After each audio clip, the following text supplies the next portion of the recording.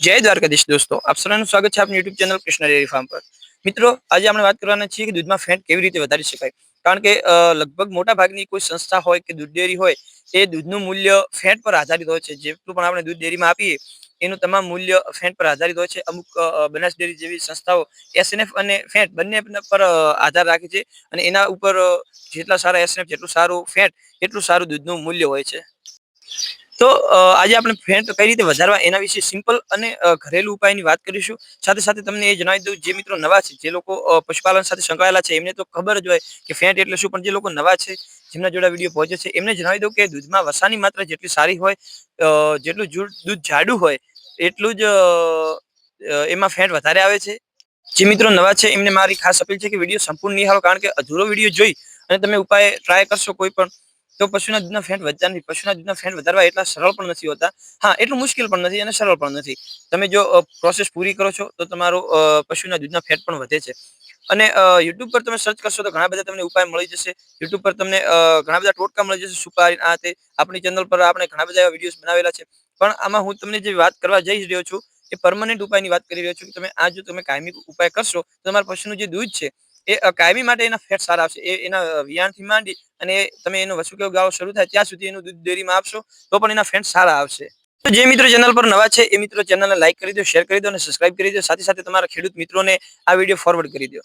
આપણે કોઈ પણ માહિતીની આપણે શરૂ કરીએ એના પહેલા એક વાત સ્પષ્ટ કરી દઉં કે પશુનું દૂધના ફેટ, એસિડ અને દૂધના સ્વાદ એ તમામ વસ્તુ પર પશુનો ખોરાક બહુ ઇફેક્ટ કરે છે। પશુને તમે જે પણ ખવડાવો છો, જે પશુને ખોરાક આપો છો, એ પશુના દૂધ પર સૌથી પહેલો ઇફેક્ટ પશુના દૂધ પર કરે છે। એક્ઝામ્પલ તરીકે લઈ લઈએ કે પશુને તમે લસણ આપીશો, લસણ ખવડાવશો તો એનો સ્વાદ થોડો પશુના જે દૂધનો રેગ્યુલર સ્વાદ છે એના કરતા સ્વાદ બદલી જાય છે। આ એક ઉદાહરણ છે। તો સૌથી પહેલા આપણે વાત કરીએ કે પશુને ખોરાક જે તમે આપો છો એ કેટલો કન્સન્ટ્રેટ છે, કેટલો એના દૂધને તેના શરીરની જરૂરિયાત મુજબનો છે, એ મહત્વનું હોય છે।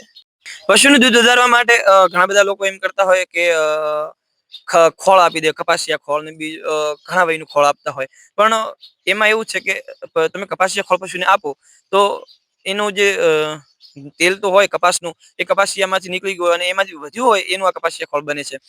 તો કપાસિયા ખોળ આપવું એ સારી બાબત છે, એમાં એના મહત્વના ઘટકો રહેલા હોય છે, પણ પૂર્ણતઃ તેલી નથી હોતું। પશુના ફેટ વધારવા માટે એને તમે તેલી પદાર્થ આપો। તો હવે હું તમને જણાવી દઉં, બે વસ્તુ હું તમને જણાવીશ। બે વસ્તુ એ પશુના ખોરાકમાં તમે એડ કરશો, પશુની માવજતમાં તમે એડ કરશો, તમારા પશુના દૂધનો જે ફેટ છે એ 100% વધશે જ વધશે ને વધશે। અને એમાં પહેલી વસ્તુ એ છે કે તમારે તમારા પશુના ખોળમાં ફાઈબર એડ કરવાનું છે।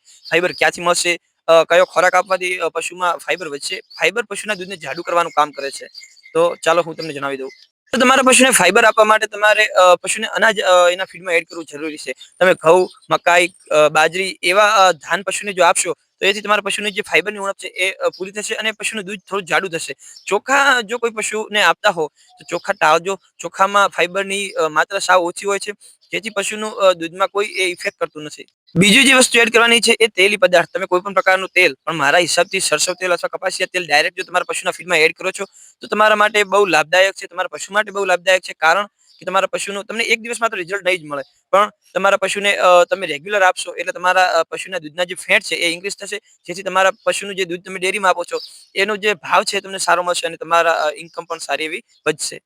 જો તમારું પશુ હિટમાં નથી આવ્યું તો તમે એના ફીડમાં ગોળ એડ કરી શકો છો। અને મીઠા સોડા, એના પાચન તંત્રને મજબૂત રાખવા માટે તમારે મીઠા સોડા એને કાયમી આપવાના રહેશે। 50 ગ્રામ જેટલા તમે સાંજ સવારે એને આપો તો પશુનું પાચન તંત્ર મજબૂત રહેશે અને એનું ખાધેલું બધું એને અંગે લાગશે, જેથી તમારા પશુના દૂધમાં જે ફેટ છે એની માત્રા સારી રહેશે, એસએનએફ સારા આવશે અને તમારા પશુનું ઓવરઓલ જે હેલ્થ છે એ મેન્ટેન રહેશે। તો આ બે ઉપાય વિશે મેં તમને જણાવી દીધું કે તમારા પશુને તમે આપશો તો તમારા પશુના દૂધના ફેટ વધશે। પણ ઘણા બધા પશુપાલકો એવું કરે કે વીઆઈ એના અઠવાડિયું થાય, 7-8 દિવસ થાય એટલે આ બધું ચાલુ કરી દે અને એમ કરે કે ભાઈ અમારે તો રિઝલ્ટ નથી મળતું અને અમારે પશુના ફેટ નથી વધતા। મિત્રો, કોઈ પણ ગાય કે ભેંસ વીઆય તો કુદરતી રીતે એના પશુનું જે દૂધ છે એ વીઆય એનાથી માંડીને 15 થી 20 દિવસ સુધી એનું દૂધ પાતળું આવે છે। કારણ કે એનું જે કુદરતી રીતે પાતળું આવે છે, કારણ કે એનું બચ્ચું જે છે એ દૂધને હજમ કરી શકે, એનું દૂધનું જે આપણે પશુને આપીએ એનું પાચન કરી શકે એના માટે। તો એ પણ એક કારણ હોઈ શકે દૂધના ફેટ ન વધવાનું। બીજું એક ઉદાહરણ આપું કે તમે 5-10 ભેંસો રાખતા હોય તો એમાં 2 ભેંસોના ફેટ સારા આવતા હોય, 2 ના ઓછા આવતા હોય। અને એકના બહુ વધારે આવતા હોય. તો જે નસલ છે એ પણ આમાં બહુ ઇમ્પોર્ટન્ટ છે કે કોઈ બી તમારી ભેંસ છે એની એની જે માં હોય છે એના જો દૂધના ફેટ સારા હોય તો એ વંશાવલી પ્રમાણે એના પણ ફેટ સારા આવે. અથવા કોઈ બુલ સાથે ક્રોસ કરાવી હોય તો એ બુલની માના જે ફેટ છે એ સારા હોય તો એ વંશાવલી પ્રમાણે આના પણ ફેટ સારા આવતા હોય. અમુકના ફેટ ઓછા હોય તો એ પ્રમાણે ફેટ ઓછા આવતા હોય. આ બી કારણ હોઈ શકે છે. પણ જો તમે રેગ્યુલર તમારા પશુના ખોરાકમાં તેલી પદાર્થ રાખશો અને અનાજ રાખશો તો તમારા પશુના દૂધના જે ફેટ છે એ ઇન્ક્રીઝ થશે. અને માહિતી જો તમને ઉપયોગી લાગી હોય તો આપણી ચેનલને લાઈક કરો, શેર કરો અને સબસ્ક્રાઇબ કરો. જય દ્વારકાધીશ.